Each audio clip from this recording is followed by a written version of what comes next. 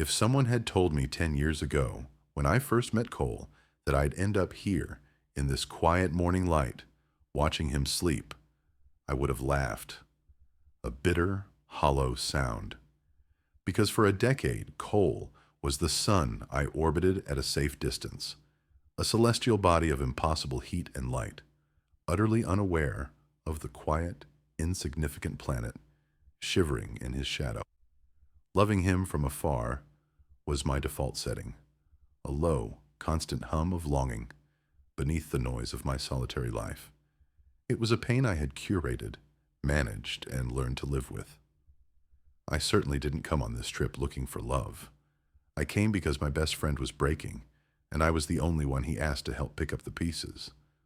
I thought it would be my final, most exquisite form of torture. I never imagined it would be my salvation.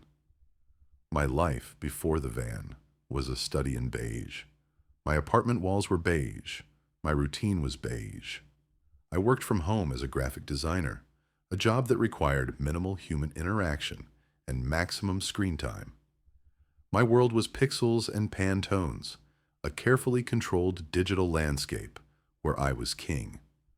The outside world was messy, unpredictable. I preferred the clean lines of my monitor. My days were identical. Coffee at 7, work at 8, a silent lunch at 1, work until 6, a microwaved dinner, a book, and then bed. It was a life built like a fortress designed to keep feelings out, or more accurately, to keep one particular feeling in, the one that had a name: Cole. Cole was the antithesis of my beige existence.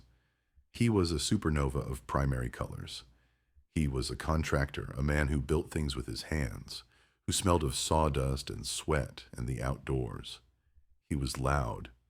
His laughter was a physical force that could rattle windows. His presence filled a room, sucking all the oxygen towards him, leaving me breathless in the corner. We had been friends since college, a friendship of opposites. I was the quiet, nerdy kid who helped him with his essays. He was the popular, athletic one who dragged me to parties and made sure no one messed with me. It was a dynamic that worked somehow. I was his anchor, his confidant. He was my window to a world I was too afraid to enter on my own. But the foundation of our friendship, for me, was built on a lie of omission. Every time he clapped me on the back, every time he threw his arm around my shoulder in a moment of drunken camaraderie, my heart became a frantic, trapped bird, beating its wings against the cage of my ribs. He saw a friend. I saw the beginning and end of my world. The distance between us was more than just the secret I kept locked in my chest. It was a difference in very nature. He moved through the world with an effortless confidence, a certainty that the ground would rise to meet his feet. I shuffled, head down, perpetually expecting to trip. He dated a string of bright, beautiful women who looked like they'd been plucked from magazine covers. I dated no one. He talked about them sometimes, sprawled on my couch, complaining about some fight or celebrating an anniversary. I would listen, nod, offer neutral advice. Each word was a small, sharp stone, pelting my heart. I became an expert in feigning disinterest, in keeping my expression placid, while my insides were a roiling sea of jealousy and hopeless desire. He was so completely, unassailably straight, and I was so completely, hopelessly in love with him. This was our status quo, a comfortable, painful orbit that I never expected to change. My solitude was my shield, and my secret was my heaviest burden. Then came the phone call that shattered the beige silence. It was late, after midnight. I was already in bed, drifting into a dreamless sleep. The ringing of my phone on the nightstand was a violent intrusion. "Leo?" His voice was rough, cracked. Not the usual booming, confident sound. It was thin, frayed at the edges. "Cole? What's wrong? Are you okay?" I sat bolt upright, my heart hammering against my sternum. She left me, he said, and the words were hollowed out, empty of everything but pain. He meant Sarah, the latest in the series of bright, beautiful women. The one he'd said was the one. Oh, Cole, I'm so sorry. My own feelings were a confusing, shameful tangle of sympathy and a tiny, ugly spark of hope that I immediately tried to extinguish. Packed her stuff and just gone, he continued, his voice thick. Said I was distant. Said I build walls. I could hear the clink of a bottle against glass. He was drinking. Heavily. Where are you? I asked, already swinging my legs out of bed, pulling on a pair of jeans. Doesn't matter. Leo, I gotta get out of here. Out of this city. Just for a bit. I can't breathe. That was the disruption. The external event. The first crack in the walls of my carefully constructed fortress. A hairline fracture that was about to splinter into 1,000 pieces. He showed up at my door 2 days later. He looked like hell. His eyes were bloodshot. His face was pale beneath his tan, and he'd lost weight. But there was a manic energy about him, a desperate forward momentum. Parked at the curb was a battered off-white camper van that looked like it had survived at least 2 apocalypses. What is this? I asked, staring at the vehicle. This is our escape, he announced, his voice trying for its old bravado but falling short. I bought it this morning. We're driving west. No plan, no destination. Just away. We. He said we. My stomach filled with bees. Cole, I can't just leave. I have work. My excuses sounded feeble even to my own ears.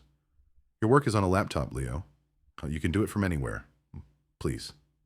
He looked at me then, really looked at me, and his confident facade crumbled completely. I saw the raw desperation in his eyes. He wasn't just asking me to go on a trip. He was asking me to save him from drowning. Saying no was not an option. It had never been an option when it came to him. And so I found myself in the passenger seat of a rattling metal box, my fortress left behind, heading into the vast, terrifying unknown. The space inside the van was shockingly small. A narrow bed in the back, a tiny kitchenette, 2 seats up front. It was a matchbox. And for the foreseeable future, it would be our entire world. The forced proximity was a special kind of hell. A beautiful, agonizing torture. Every movement was a negotiation of space. Our knees brushed when he shifted gears. Our shoulders bumped when one of us reached for something. Each point of contact was a brand on my skin, a spark that ignited a forest fire in my nervous system. I spent the first few days in a state of hyper-awareness. I was acutely conscious of the space between us, a shimmering electric field that I was terrified to breach. I watched him constantly, cataloging the details my distant orbit had never allowed me to see. I watched his hands on the steering wheel. They were big, capable hands, with calloused palms and dirt permanently etched into the lines around his knuckles. I watched the muscles in his forearms tense and relax as he drove. I saw the fine, sun-bleached hairs on his arms, the spray of freckles across his nose that I'd never noticed before. I saw the exhaustion that clung to him like a second skin. When he thought I wasn't looking, his face would go slack, the forced cheerfulness draining away to reveal a profound sadness. He would stare out at the endless ribbon of highway, his jaw tight, his eyes lost and empty. In those moments, he wasn't the confident, untouchable son. He was just a man, heartbroken and adrift. And my heart ached for him with an intensity that was physically painful. He didn't talk about Sarah much. He just drove. We listened to music, the radio, a tinny third voice filling the silence that sometimes stretched for hours. The silence wasn't uncomfortable, not at first. It was the familiar silence of our friendship. But trapped in the van, It felt different, heavier, more charged. The first touch happened on day 3. We had pulled over at a scenic overlook somewhere in Utah. The landscape, a breathtaking panorama of red rock and endless sky. I was making sandwiches on the tiny counter, a clumsy ballet of bread and cheese in the cramped space. He came in from outside, filling the doorway, blocking the sun. "Smells good," he said, his voice quiet. He moved to get something from the tiny fridge behind me. The aisle was barely wide enough for one person. I tried to press myself against the counter to make room, holding my breath. It wasn't enough. He stumbled slightly on the uneven floor, and his hand shot out to steady himself. It landed flat against my chest. Time stopped. My heart stopped. The entire universe constricted to that single point of contact. His palm was warm and heavy against my sternum, right over my heart, which was now trying to batter its way out of my body. I could feel the rough texture of his, calluses through the thin fabric of my t-shirt. Heat bloomed from that spot, a searing electric shock that radiated through every nerve ending I possessed. I couldn't breathe. I couldn't think. All I could feel was his hand. It was only there for a second. 2, at most. He regained his balance and pulled back as if he'd touched a hot stove. "Whoa, sorry, man," he mumbled, his eyes fixed on the floor. "Tight quarters." "It's fine," I managed to choke out, my voice a squeak. I turned back to the sandwiches, my hands shaking so badly I could barely hold the knife. He grabbed a bottle of water from the fridge and was gone, back outside into the blinding sunlight, leaving me alone in the sudden deafening silence of the van, my chest still burning where he had touched me. I knew he hadn't meant anything by it. It was an accident, a clumsy misstep. But for me, it was a cataclysm, a confirmation of a truth I tried to deny every day, that my body was a traitor, that my entire being was hopelessly, irrevocably attuned to his. The carefully constructed walls of my fortress had been breached. The incident shifted something, at least for me. The air in the van grew thicker, charged with a new kind of tension. I became even more self-conscious, more careful about the space between us. I felt like a raw nerve, exposed and sensitive to the slightest stimulus. I was terrified he would see it, that he would look at me and somehow know the riot that single touch had incited inside me. He seemed oblivious, lost in his own world of grief. But I noticed he started being more careful, too. He would announce his movements. "Coming through," he'd say before entering the narrow aisle. "Just grabbing a drink." It was a small thing, a gesture of politeness, but it felt like he was acknowledging the charge in the air, even if he didn't understand its source. The real shift, the one that changed the very foundations of our dynamic, happened a week into the trip. We were deep in the Nevada desert, miles from anything that could be called civilization, when the van started making a noise like a bag of angry cats. It coughed, sputtered, and then died, coasting to a silent, ignominious stop on the shoulder of a desolate 2-lane highway. Cole slammed his fist on the steering wheel. "No! No, no! Not now!" He got out, popped the hood, and stared into the engine bay with the bewildered expression of a man looking at ancient hieroglyphics. Cole could build a house from the ground up, but the internal combustion engine was a complete mystery to him. He was the strong, capable one, the one who fixed things, and he was utterly, completely... "I don't get it," he said, wiping sweat from his brow with the back of a greasy hand. "I just filled it with gas." I watched him from the passenger seat, a strange sense of calm settling over me. For the first time, I wasn't the helpless one. I wasn't the one out of my element. "Let me see," I said, getting out of the van. He looked at me with a skeptical eyebrow raise. You know about engines? No, I admitted, but I'm good at research. Before we left, my anxiety had compelled me to prepare for every possible disaster.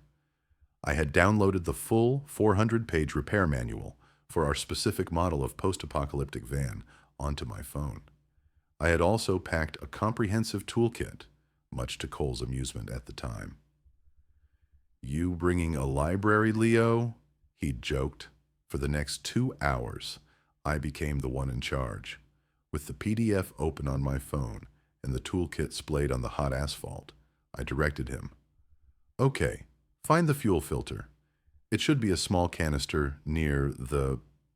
Yes, that thing. Now, we need to disconnect the line. He followed my instructions without question, his usual confidence replaced by a grudging respect. I was in my element, problem-solving, following a logical sequence, bringing order to chaos. He was the hands, and I was the brain. The power dynamic had been completely inverted. I was no longer the shivering planet in his orbit. We were two mechanics, side by side, equals in the grease and the desert heat. We discovered the fuel line was clogged. It was a filthy, frustrating job, but we managed to clear it. When Cole finally turned the key and the engine roared back to life, a triumphant, rattling sound. In the desert silence, he let out a whoop of pure joy. He turned to me, his face smeared with grease, a huge, genuine grin spreading across his face. Leo, you are a genius. You saved us.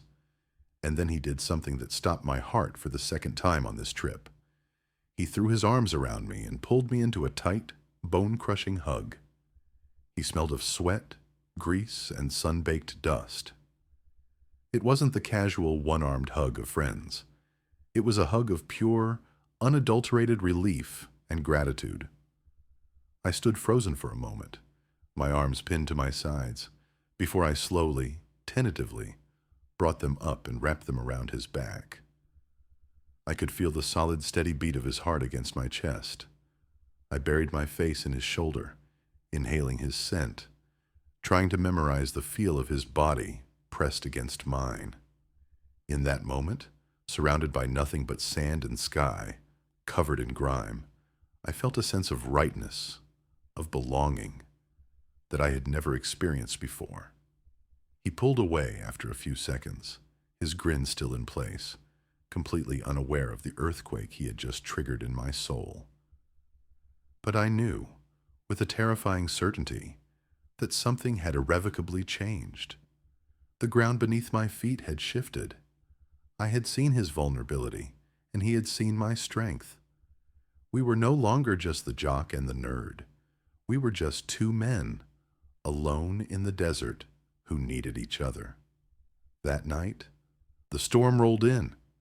It was a proper desert monsoon, a sudden, violent explosion of wind and rain that turned the sky from a placid twilight purple to an angry, bruised black in a matter of minutes.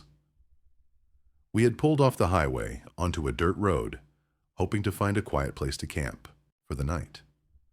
Now, the van was being rocked by gusts of wind, and rain was lashing against the windows in blinding sheets. The world outside disappeared. There was only the van, a tiny, fragile shell in the midst of a raging tempest. The sound was deafening. The roar of the wind, the percussive drumming of the rain, the occasional terrifying crack of thunder that seemed to shake the very ground beneath us. We sat in the dark. The van's small generator was noisy, and we had turned it off, preferring the relative quiet. The only light came from the intermittent, ghostly flashes of lightning that illuminated the interior for a split second, casting our faces in stark, dramatic relief. It was the most intimate setting imaginable, claustrophobic and yet strangely safe. The storm outside created a bubble around us, a private world where nothing else existed. The carefully maintained distance between us collapsed under the weight of the atmosphere. We sat on the narrow bed in the back, our shoulders almost touching, watching the storm through the rear window. For a long time, we didn't speak. The storm was doing all the talking. But then, in a lull between thunderclaps, Cole's voice cut through the sound of the rain.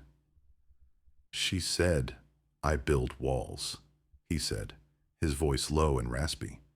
He wasn't looking at me. He was staring out at the rain-streaked darkness. "Sarah, that's what she said."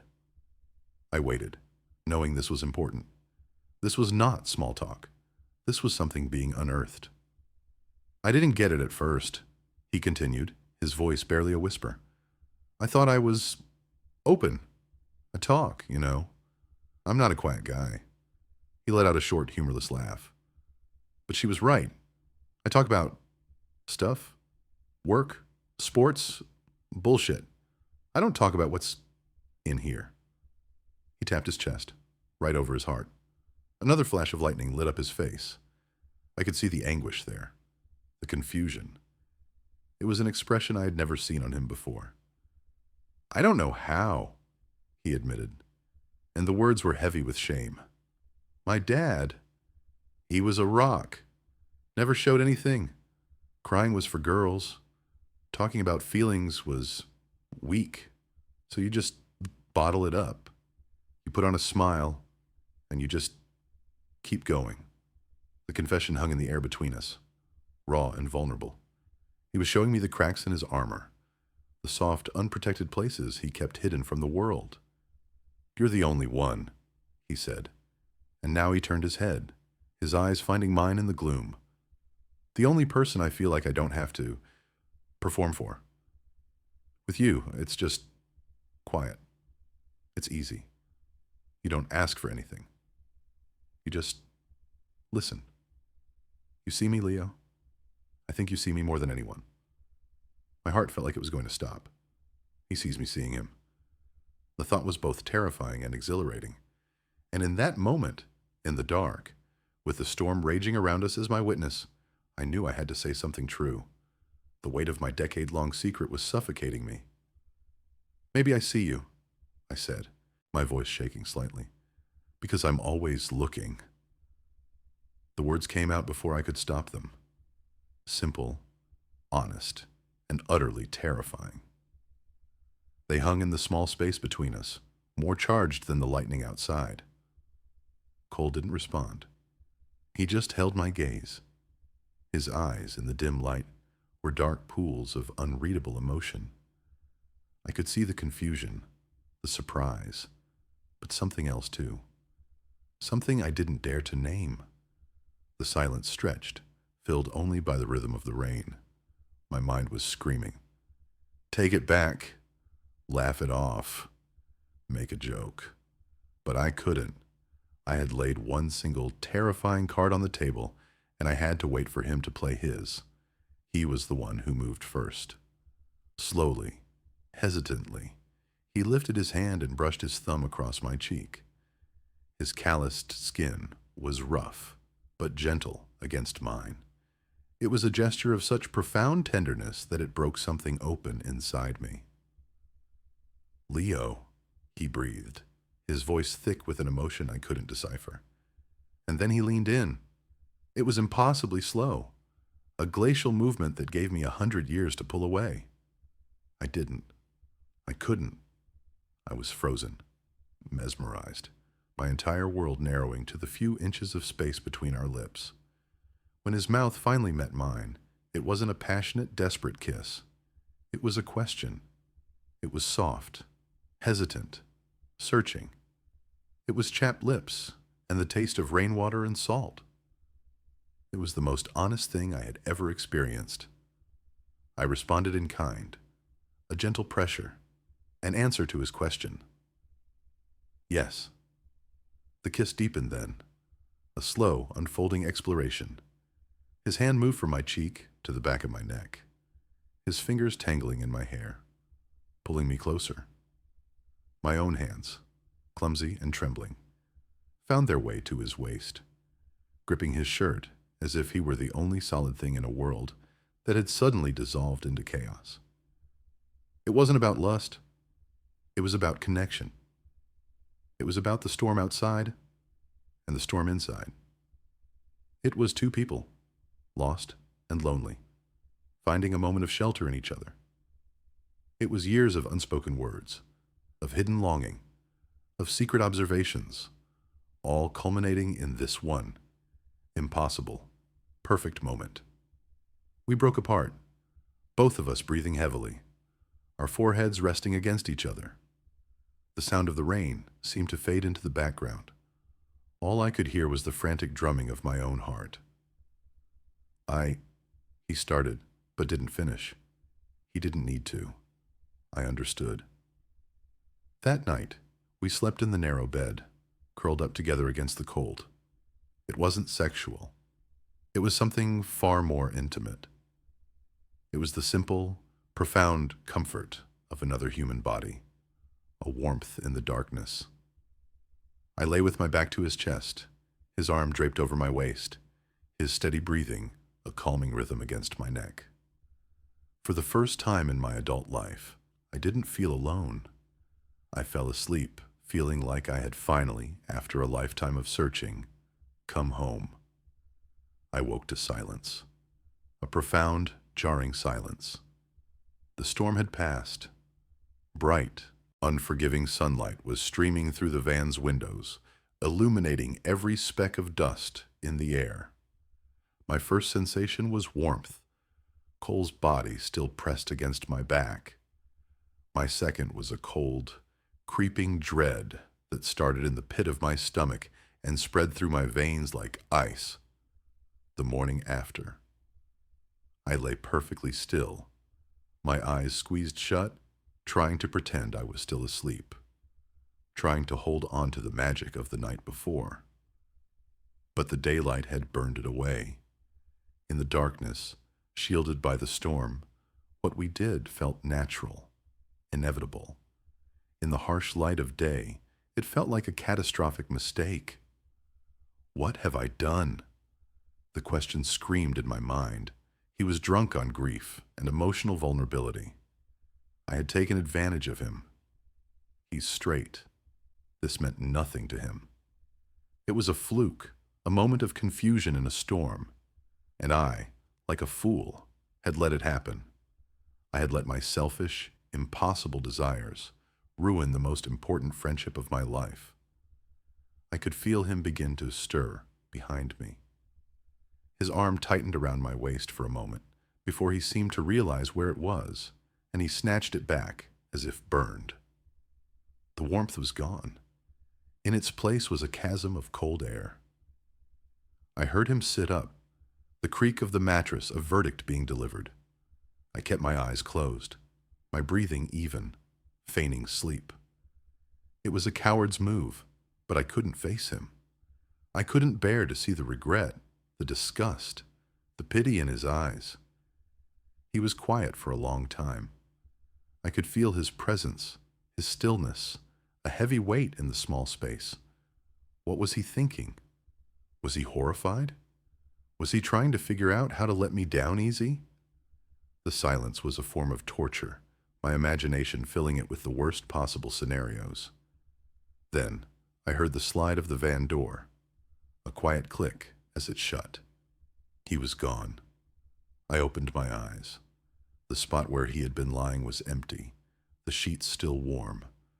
I sat up, my heart a leaden weight in my chest. I looked out the window and saw him standing by the side of the road, his back to the van, staring out at the rain-washed desert. His shoulders were rigid, his hands shoved deep into his pockets. He looked like a man trapped in a cage. My anxiety spiraled into full-blown panic. I had broken him. I had broken us. The easy camaraderie, the comfortable silences, the decade of friendship. I had incinerated it all with one stupid, selfish kiss. The beautiful, fragile thing we had built was now a pile of ashes at my feet. When he finally got back in the van, he didn't look at me. He moved to the driver's seat, his movements stiff and economical. "We should get going," he said, his voice flat, devoid of all emotion. It was the voice of a stranger. "Cole, I started, but I didn't know what to say. I'm sorry. Can we pretend it never happened? The words died in my throat. He started the engine, the familiar rattle sounding ominous and final. And we drove. The rest of the trip home was a blur of silent misery. The van, which had started to feel like a cozy, intimate haven, was now a prison cell.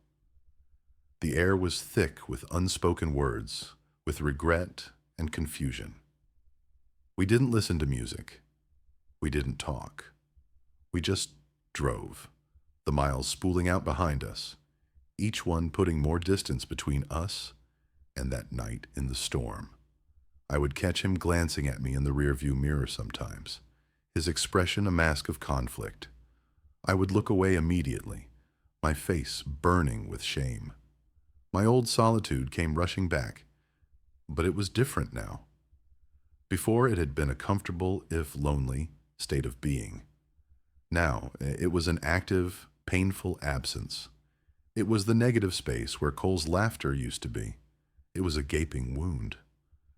When we finally pulled up in front of my apartment building, the sense of relief was drowned by a wave of crushing finality. This was it. The end. "I'll help you with your stuff," he said, his voice still that same terrifying monotone. "No, it's okay. I've got it," I said quickly. I couldn't bear another minute of this suffocating tension. I just wanted it to be over. I grabbed my bag from the back and got out, not looking at him. "Well, thanks for the trip," I said to the pavement. It sounded absurd. "Yeah," was all he said. I forced myself to look at him then. He was staring straight ahead, his hands gripping the steering wheel so tightly his knuckles were white. He wouldn't meet my eyes. "Cole, about the other night," I began, my voice trembling. "Don't," he cut me off, his voice sharp. "Just don't." And that was it. I shut the door. He didn't wait for me to get inside. He just put the van in gear and drove away, leaving me standing on the curb, alone, with the ashes of our friendship scattered around my feet. The next 3 days were the longest of my life. My beige apartment felt like a tomb. The silence was absolute, a physical weight pressing down on me. I tried to work, but I couldn't focus. I just stared at the screen, replaying every moment of the trip, every word, every touch, every agonizing second of that final silent drive. I had been right. It was my worst mistake. I had traded a decade of precious, if painful, friendship for one night of impossible intimacy. And now I had nothing. The low, constant hum of longing had been replaced by a high-pitched scream of loss and regret. I told myself it was for the best. I would get over him. I would build my walls back up, stronger this time. I would forget the feel of his hand on my chest, the taste of his lips, the warmth of his body next to mine. I was a fool to ever think it could be anything more. He was straight. He was confused. I was a convenient, temporary port in a storm. On the fourth night, I was sitting in the dark, nursing a glass of whiskey and a terminal case of self-pity, when there was a knock on my door. My heart leaped into my throat. It couldn't be. He wouldn't. The knock came again, more insistent this time. I walked to the door like a man on his way to the gallows. I looked through the peephole. It was him. He looked even worse than he had when he'd first shown up with the van. He was pale. His eyes were dark and hollowed out, and he was drenched. A steady, miserable rain was falling outside, and he wasn't even wearing a jacket. My hand trembled as I unlocked the door. I opened it a few inches. He just stood there on my welcome mat, rainwater dripping from his hair onto the floor, looking at me with an expression of such raw, desperate vulnerability that it stole the breath from my lungs. "Can I come in?" he asked, his voice barely a whisper. I opened the door wider and stepped back. He walked inside, bringing the smell of rain and cold night air with him. He stood awkwardly in my entryway, dripping on the hardwood floor, not looking at me. "You're getting soaked," I said, my voice hoarse. I grabbed a towel from the bathroom and handed it to him. He took it, his fingers brushing against mine. The spark was still there. Faint, but there. He scrubbed the towel over his hair, his movements jerky and uncertain. The silence stretched, thick and heavy with everything we weren't saying. "I'm an idiot," he said finally, his voice muffled by the towel. He lowered it, and his eyes met mine. They were filled with a chaotic mix of emotions: fear, regret, confusion, and something else.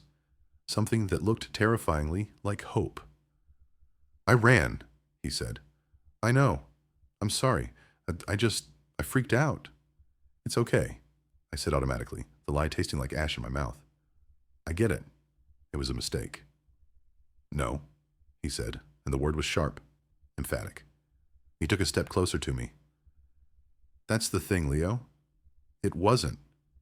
It didn't feel like a mistake. It was the only thing that's felt real in months, and that scared the hell out of me." He was breathing hard now, the words tumbling out of him in a rush, as if he'd been holding them in for days, and the dam had finally broken. "All my life," he said, "I've been following a script. Go to school, play sports, get a good job, find a nice girl, get married. It's what you're supposed to do. It's what everyone expects. I never even thought to question it." He ran a hand through his damp hair, his eyes wide and frantic. "But it never felt right. With Sarah, with any of them. There was always something missing. A connection. The kind of quiet, easy connection I have with you." He took another step closer. We were only a foot apart now. I could feel the heat coming off his body. "That night in the van, I wasn't drunk. I wasn't just grieving. I was me. For the first time, maybe ever. And when I woke up the next morning, the script came rushing back. The voice in my head screaming, 'This is wrong. This isn't who you are.' So I ran. I tried to shove it all back in the box and pretend it never happened." His eyes were pleading with me to understand. "But these last few days, this silence between us, it's been worse than any breakup. It's been like losing a limb. I can't go back to how things were, Leo. I can't pretend that kiss didn't happen. I don't want to." My carefully reconstructed walls were crumbling, turning to dust. A fragile, terrifying hope began to bloom in the ruins. "I'm scared," he admitted, his voice cracking. "I don't know what this means. I don't know who I am anymore. But I know I don't want to lose you. You're my best friend. You're more." It was my turn. All my fear, my certainty that I had ruined everything, my deeply ingrained belief that I was not worthy of this kind of happiness. It was all there, threatening to choke me. But looking at his face, at the honest, terrifying vulnerability there, I knew I had to be brave. "I was scared too," I confessed, my voice quiet but steady. "I thought I'd ruined everything. I thought I'd lost you forever." A single tear traced a path down his cheek, mingling with the raindrops. "You could never lose me," he whispered, and then he closed the distance between us. This kiss was nothing like the first one. There was no hesitation, no questioning. It was desperate and certain, a confirmation. It was a promise. It was him choosing this, choosing me, over the script he had been following his whole life. When we finally broke apart, he rested his forehead against mine, his hands framing my face. "I brought a bag," he said, his voice thick. "It's in my truck. Can I stay?" It wasn't a request for a night of passion. It was a plea for sanctuary. It was him asking to step out of his old life and into mine. It was a symbolic gesture of such magnitude that it left me breathless. "Yes," I said, the word a release of a decade of pent-up hope. Stay. He didn't just stay the night. He never really left. His things migrated from his truck to my apartment in a slow, steady stream. A toothbrush in the bathroom. A pair of work boots by the door. His favorite coffee mug appearing in my cupboard. My beige, solitary fortress, slowly, beautifully, became saturated with his primary colors. The mornings are what I cherish most. I wake up first, usually. I'll lie there and watch him sleep. The morning light softening the hard lines of his face, his expression peaceful and unguarded. The frantic trapped bird in my chest is gone. In its place is a calm, steady rhythm, the rhythm of a life shared. We make coffee together, a simple domestic ritual. We move around each other in the small kitchen with an easy, unspoken choreography. The silence between us is back, but it's a different kind of silence now. It's not a barrier. It's a blanket, a warm, comfortable space, woven from mutual understanding and affection. It's the silence of home. Sometimes when I look at him, standing there in his boxers, squinting at the coffee maker, a wave of sheer improbability washes over me. The man I loved in secret for a decade is now the man who complains that I use too much of the hot water. The untouchable son I orbited from a safe distance now sleeps in my bed and steals my blankets. That road trip, the one I entered with such dread, the one that led to what I thought was my worst mistake, was the single most important event of my life. It was the disruption I didn't know I needed. It broke down my walls. Yes, but it also broke down his. The van wasn't an escape. It was a crucible. It burned away the lies, the pretenses, the scripts we were both following, and left only the truth. Cole was the plot twist I never saw coming.